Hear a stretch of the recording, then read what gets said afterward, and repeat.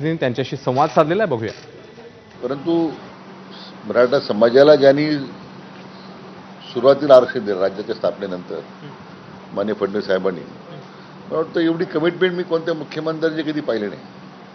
मी त्यांच्यामध्ये पाहतो आणि म्हणून मला मनस्वी आनंद आहे, समाधान आहे की त्यांनी टाकलेला विश्वास आम्ही सगळे उपसमितीचे सदस्य आम्ही सार्थ करू शकलो. सर, ज्या पद्धतीनं हे 5 दिवस आंदोलन सुरू होतं, विरोधी पक्षातले अनेक नेते त्या ठिकाणी जात होते आणि कुठेतरी सरकारला कटघऱ्यात उभं केलं जात होतं आणि थेट देवेंद्र फडणवीस यांना कुठेतरी विलन बनवण्याचा प्रयत्न सुद्धा झाला, परंतु त्यांनी मात्र अगदी संयमानं पडद्यामागे राहून सगळ्या गोष्टी ज्या आहेत त्या संयमाने हाताळल्या. त्याबद्दल काय सांगा? ज्या विरोधकांनी आरक्षण घालवलं,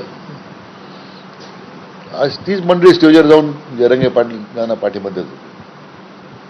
पण मला व्यक्तिशः खात्री आहे की जरांगे पाटलांना त्यांचं खरं ते कशा करता येतात स्टेजवर आपल्या राजकीय पोळ्या भाजायचं काम करतायत आणि एकमेव फक्त माननीय देवेंद्रजी फडणवीस साहेबांच्यावर त्यांना लक्ष करून त्यांना टेकीचं धनी बनवण्याचं काम सुरू होतं, त्यांना बदनाम करण्याचं काम सुरू होतं. तर मी मगाशी सुरुवातीला म्हटल्याप्रमाणे केवळ आता ह्या सगळ्या आरक्षणाच्या आमच्या प्रक्रियेमध्ये आम्ही गेले 3-4 दिवस रात्री उशिरापर्यंत माननीय मुख्यमंत्री महोदयांच्याबरोबर फडणवीस साहेबांच्या बरोबर बसत होतो, चर्चा करत होतो. तर ही होती प्रतिक्रिया मंत्रिमंडळ उपसमिती अध्यक्ष राधाकृष्ण विखे पाटील यांची.